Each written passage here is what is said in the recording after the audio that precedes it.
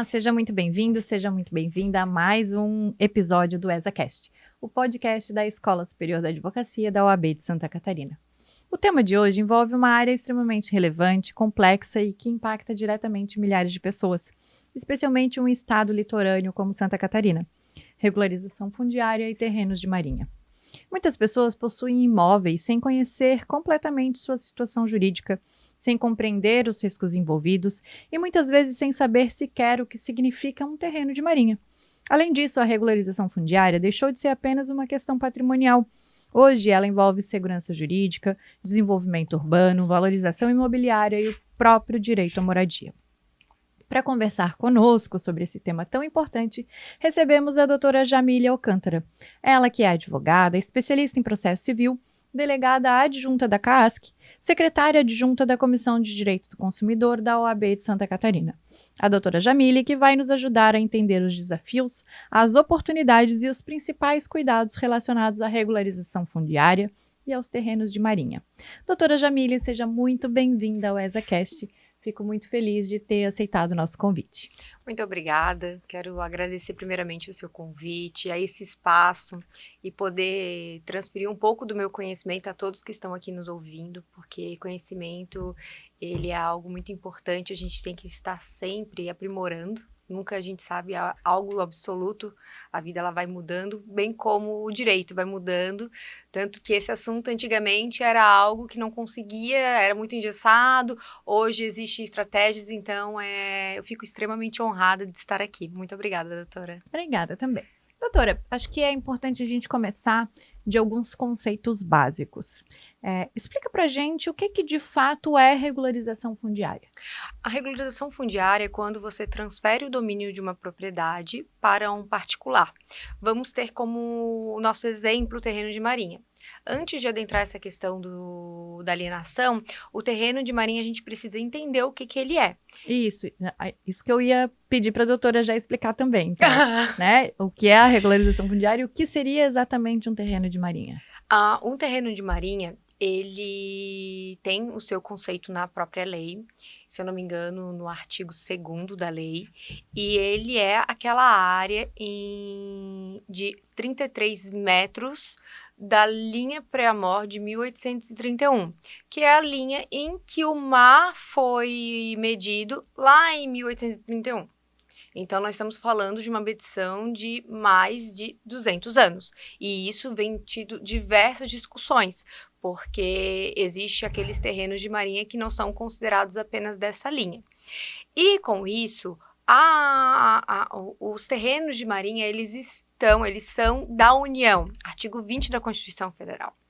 Então, se você mora num terreno de marinha, como que você tem uma segurança jurídica? Então, através de um procedimento, de um processo administrativo e às vezes até judicial, no SPU, você consegue esse domínio, né? É um domínio em que a União continua dona e você, um particular, também, sendo que você tem uma segurança jurídica e não fica com aquele medo de ser expulso a qualquer momento. Então, a alienação fundiária é esse domínio em que o particular consegue essa autorização da União. Então, ele garante a posse desse imóvel, apesar Exatamente. de não ser o legítimo proprietário. Exatamente. Entendi. E ele pode vender, inclusive, esse imóvel. Claro que para ele vender tem que pedir autorização para a União, porque existe a questão de se a União aceita o outro comprador. Tem o laudênio, que, se eu não me engano, é 5%. Então, existem diversos procedimentos para respeitar e você não ter ali a posse perdida. Porque, vamos supor, eu tenho um imóvel de marinha, esse imóvel, ele consta ali, eu tenho tudo organizado, a documentação, e você tem o interesse de comprar esse imóvel de mim. Antes de eu te vender, antes de eu te transferir essa posse, a gente tem que entrar com um procedimento junto ao SPU para verificar a possibilidade dessa transferência. Porque se caso eu fizer algo irregular, você ainda pode entrar em prejuízo. Entendi. Eu sou responsabilizada junto com você pelo ato que for praticado nesse Exatamente. E por que que atualmente isso tem ganhado tanta relevância, assim, no meio jurídico? A gente tem ouvido falar muito mais sobre regularização fundiária e tal, que há tempos atrás não tinha essa mesma disseminação, esse mesmo impacto. É que tem acontecido muitas discussões recentes, principalmente pela linha do pré-amar, né, que é a linha, como eu falei, de 200 anos atrás. Em alguns casos, como essa linha ela foi medida somente algumas partes, existem aqueles terrenos que, se eu não me engano, são de aterramento, que são considerados como de marinha, que não é possível medir. E existe uma normativa que, caso você verificar que não houve a medição, pode ser anulável, e com isso o terreno deixa de ser terreno de marinha. Mas isso é uma discussão, é um caso bem específico e tudo mais. Então essa discussão vem porque tem tido diversos atos em razão disso. Aqui em Santa Catarina, nós temos muitas áreas de marinha e algumas áreas de EPP. E aí, ambas as áreas, elas têm características muito diferentes e, ao mesmo tempo, de semelhantes. Então, acaba que, para você conseguir regularizar, porque para você conseguir uma regularização, você precisa verificar se aquela posse ela é regular. Às vezes, nós temos terrenos de marinhas em que eles não estão registrados no SPU. E o SPU, ele já determinou que ele não consegue medir de forma célere quais são os seus terrenos, o que são. Então, muitas vezes, quando uma pessoa vai fazer uma regularização fundiária, o SPU verifica que aquele imóvel é irregular. Então, as discussões, elas começam nessa questão, porque mesmo que temos um órgão em que cuida, a gente sabe que também tem a falta de servidores. Então, acaba que o SPU ele não consegue verificar todos ao seu entorno, mas com auxílio do advogado, do seu cliente, aí entram as discussões e aí a gente vai verificando as peripécias de cada caso. Perfeito. Então, pelo que a doutora tem nos falado, é muito comum uma pessoa estar em um terreno de marinha e sequer saber que precisa desse tipo de regularização, desse tipo de autorização, porque antigamente era muito comum contratos de compra e venda, transmissão de posse, suposta propriedade, né, de boca e tal, e acaba levando a essa insegurança jurídica dessas pessoas que estão nesses territórios. Sim, é extremamente comum. Isso, infelizmente, nós temos diversos terrenos em que eles não têm o devido registro, as pessoas elas não estão autorizadas e a qualquer momento, infelizmente, pode perder sua posse ou algo do gênero. E ela vai ser indenizada ou algo assim? Tem discussões para sim e discussões para não. Então, cada caso tem que ser analisado da melhor forma. Como até mesmo eu falei na semana passada, esse tema, esse tipo de assunto, esse tipo de advocacia, ele é muito de estratégica. Porque tu tens que pegar um caso e desse caso ver todas as nuances dele. E fazer mesmo uma estratégia concreta, porque nós temos diversos detalhes que podem acontecer ao longo do tempo e de um órgão para o outro. Às vezes tem um registro no cartório de registro imobiliário, que não tem o registro no SPU, e aí tu tem que ficar indo atrás, discussão, abrindo alguns processos administrativos. Então, cada caso, ele precisa ser analisado, e se uma pessoa, ela tem um terreno de marinha e ele não está com seu devido registro, procure um advogado. Procure entender o que está acontecendo e tenha essa segurança jurídica, porque nós temos que entender que não são somente terrenos, são famílias. E muitas vezes são famílias que estão ali há 40, 50 anos, foi transmitido de pai para filho, de vó para neto. Então, a segurança jurídica é o melhor caminho. Procurar um advogado que entenda da área, porque a gente não pode cair de paraquedas nessa área, então precisa procurar um advogado que entenda da área e verificar o que dá de ser feito naquele caso específico, porque a melhor coisa que existe é o morador daquela terra deitar no travesseiro sem medo, ainda mais que até ano passado aconteceu aquele caso na Praia do Forte, Sim. e isso é muito triste, e infelizmente nesse caso, se foi determinado, não tem o que fazer, aquelas pessoas que tiveram que se desocupar desocupar quem teve que tirá-los de lá, eles só estavam cumprindo o seu papel, porque também eles têm a responsabilidade. Então, a melhor forma a fazer é realmente fazer essa regularização, procurar um advogado, verificar se é possível no seu caso, porque em alguns casos, às vezes, não é possível, mas procurar ajuda especialista. E quais são as principais dificuldades, os principais problemas encontrados pelas pessoas nessas regularizações? Eu vejo que o principal ponto são os gastos. Muitas vezes são pessoas que elas não têm tantas condições financeiras, porque tem que gastar com cartório, tem que gastar com certidões, né? Até mesmo com topografia. Uma topografia hoje ela tem um valor expressivo. Então, muitas vezes, o maior problema para fazer uma regularização não está tão somente no caso dela em específico, mas sim está no dispêndio financeiro. Então, essa é a questão que tem acontecido muito, que eu vejo que é o maior problema atualmente. Muitas pessoas conhecem o Instituto do Uso Capião e acreditam que se estão há anos no terreno, no imóvel, nada vai poder ser feito, elas não vão poder ser retiradas. O uso capião funciona para terrenos de marinha? Depende. O uso capião, tu faz uso capião do terreno que não é de marinha, mas se o seu terreno, ele tem uma parte de terreno de marinha, você faz uma solicitação junto ao SPU para ter esse domínio. Então, o uso capião, ele não vai te dar, de fato, a propriedade, mas ele vai te dar a parte que não é, se não tiver, né? E você terá autorização. Então, existe essa transferência. Mas se tu for fazer o uso capião do terreno em si, tem casos que não tem como. Entendi, mas existe aí uma possibilidade, uma Existe, como eu viabilidade. falei, estratégia. Tem que analisar o caso, tem que verificar. Nós temos aí diversas normativas, diversas leis que estão a favor.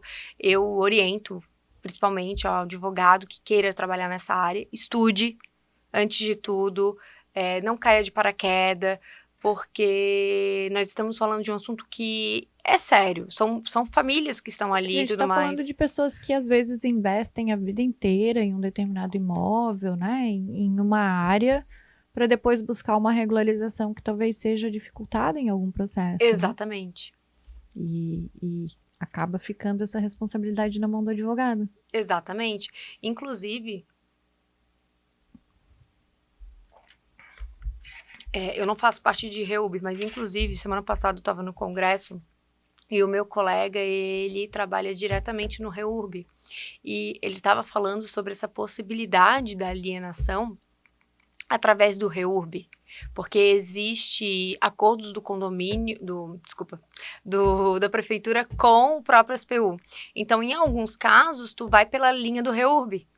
E aí, isso, como eu te falei, é bom sempre a gente ter estratégias e verificar, junto com o município, se há esses acordos.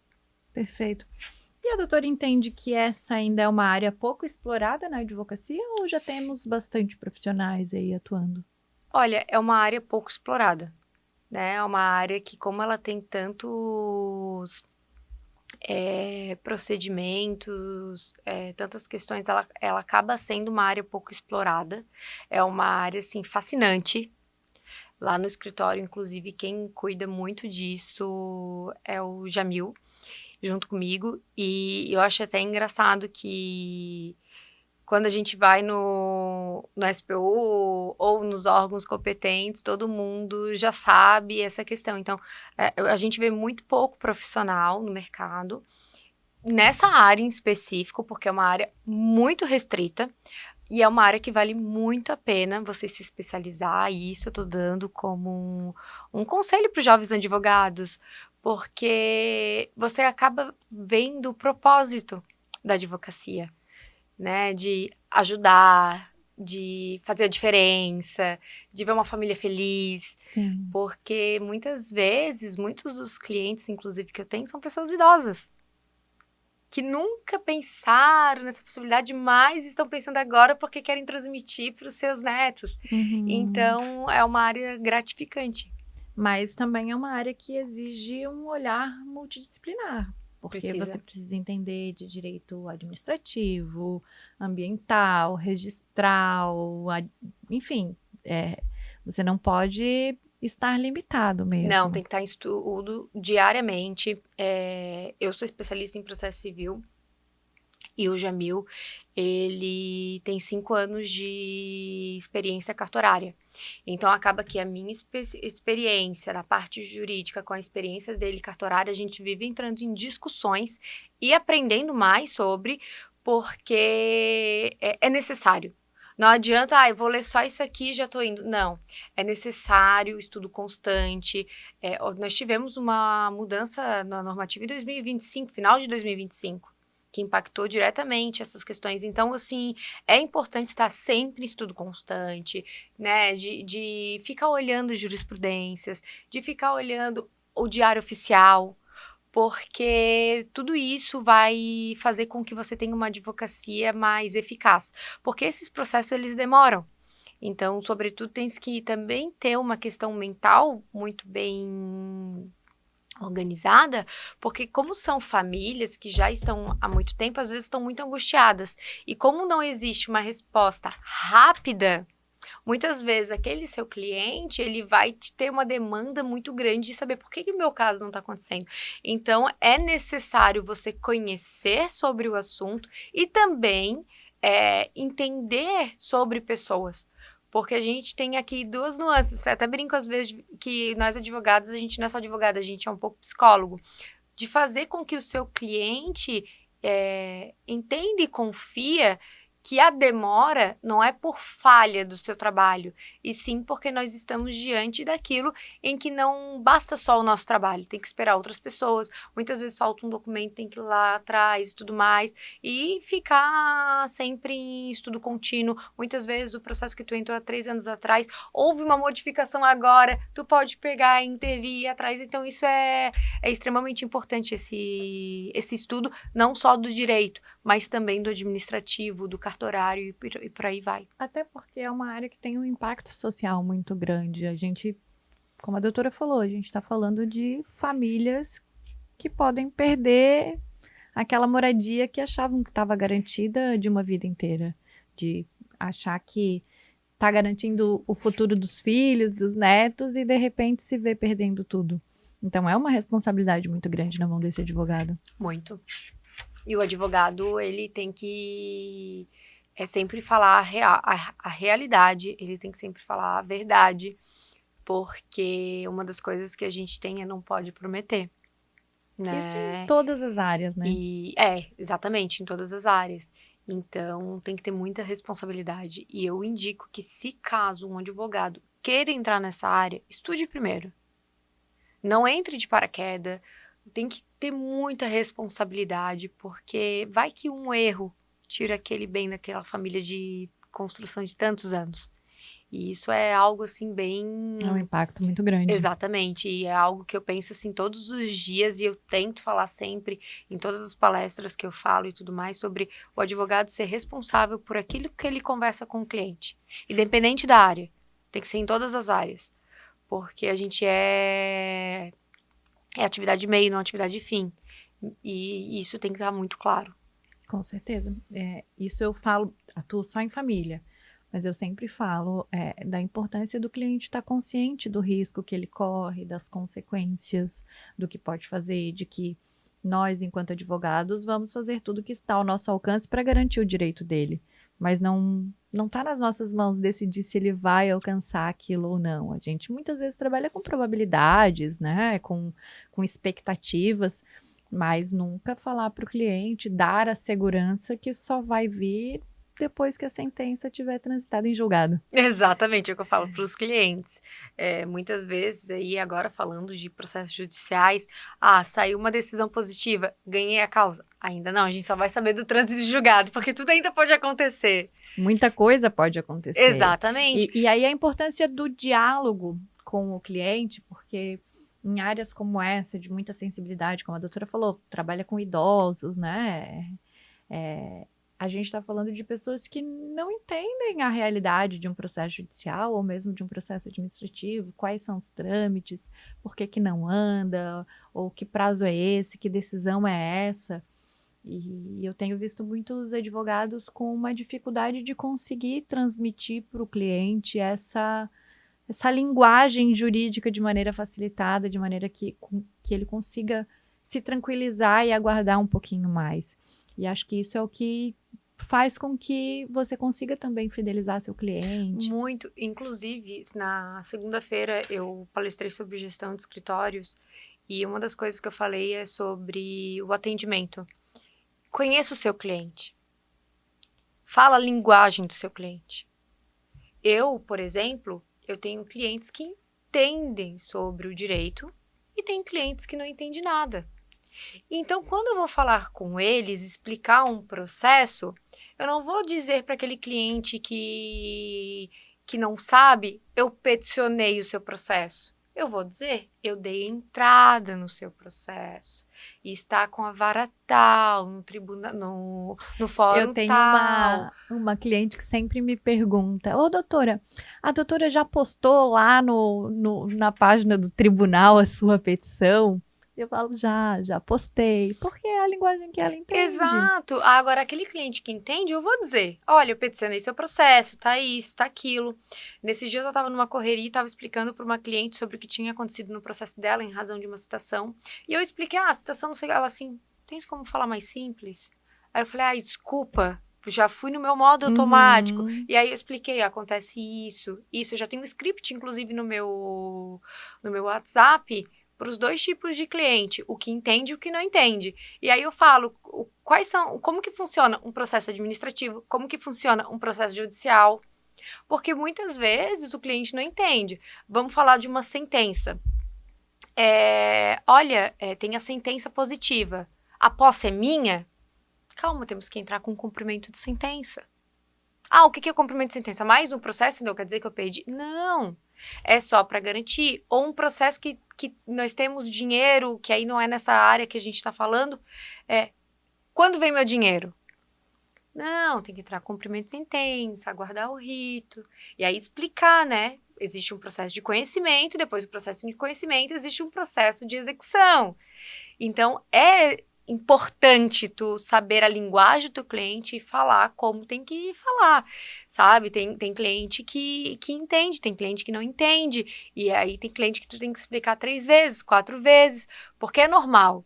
Nós estudamos, nós sabemos como funciona, mas aquela pessoa não sabe. Muitas vezes o óbvio pra gente tem que ser dito. Exatamente.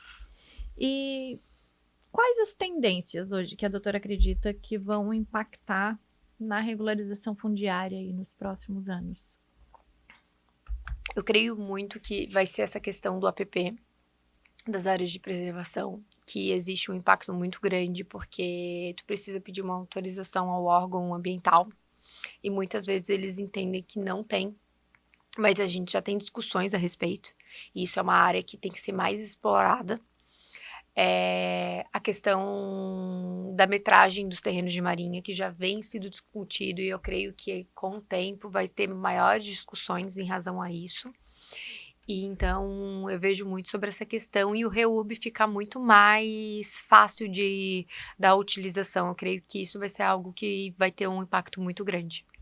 Porque essa questão da medição, e agora falando como leiga que sou nessa matéria, as transformações naturais já modificaram toda e qualquer metragem que poderia ser feita em relação a nível de mar e tudo mais. Tá aí o aterro de Florianópolis que não nos deixa mentir. O que há anos atrás poderia ser considerado terreno de marinha, em tese hoje não é mais, porque não temos mais mar naquela região. Como que isso funciona? Né? Como que o leigo calcula esses 30 metros do nível do mar, se para ele está longe do nível do mar? Através de um estudo com topografia e com um advogado especialista. Porque isso é uma das discussões que tem acontecido, porque nós estamos falando de 200 anos atrás. É uma medição de 200 anos atrás. O mar não mede a mesma coisa do que 200 anos atrás. E aí a gente traz uma reflexão com o direito. O direito de hoje não é o mesmo do direito de 200 anos atrás. Então, como vai ter uma medição, e essa é a maior discussão, que continua de 200 anos atrás?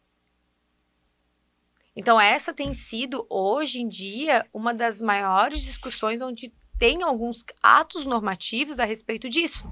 Até teve um caso recente em que, através de uma medição que não estava que estava sendo discutida, como que era, se pela medição hoje atual, se fosse ser feita não se tornava, o terreno deixou de ser um terreno de marinha.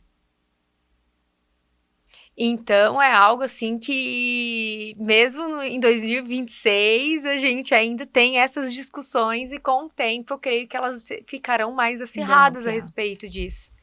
E para nossa jovem advocacia, que está querendo entrar para essa área, focar nessa área, quais seriam as recomendações, assim, além de saber que ela precisa estudar e muito, né? Mas por onde começar?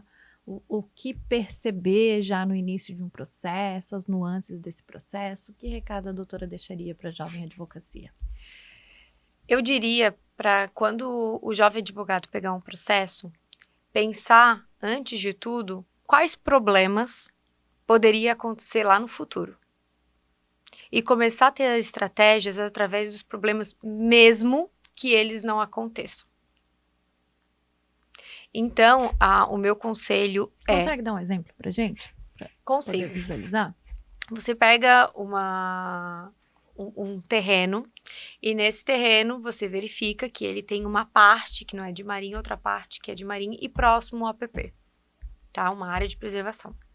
Você fica pensando se, em algum momento, aquela área de APP ela vai aparecer e se aparecer, o que fazer, mesmo que ela não vá aparecer. Pensar, tenho que ir no SPU para fazer a solicitação para o domínio, verificar se o imóvel, se o SPU vai perguntar se o imóvel é irregular, se o imóvel ele está em posse ilegítima.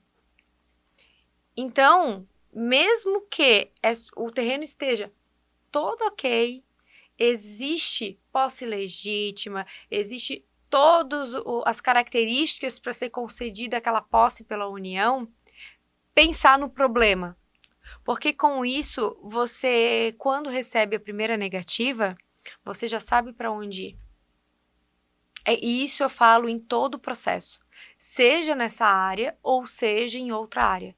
Quando eu vou analisar um processo, independente de qual área que é, eu já penso lá no recurso da parte contrária. Eu também. Já tive alguns questionamentos, assim, de clientes de dizer, doutora, mas a doutora parece que está advogando para a parte contrária.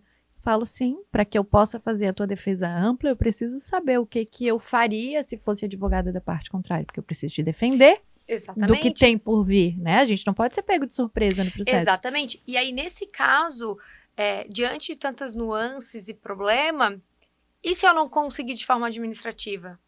Pensar já na parte judicial. Mesmo que a judicial nem venha. Mas sempre pensar no problema. Antes de tudo, no problema. Perfeito. Então, para a gente encerrar, é uma área que a doutora recomenda? É uma área que eu recomendo. É uma área que eu fico muito feliz de trabalhar. É uma área que não é só o direito em si. É ver o teu cliente satisfeito com o seu trabalho, é ver uma família em paz. Porque a melhor parte que existe para mim na advocacia é ver o seu cliente feliz, é ver o seu cliente em paz. Como lá no escritório nós temos nosso mantra. Não são processos, são pessoas. Sim. Então, para mim, assim, é uma área incrível que desafia. Eu amo ser desafiada e é uma área desafiadora. Se você gosta de desafio, se você gosta de estudar, se você gosta de te colocar sempre pronto para desvendar algo, essa é uma área incrível. Sensacional.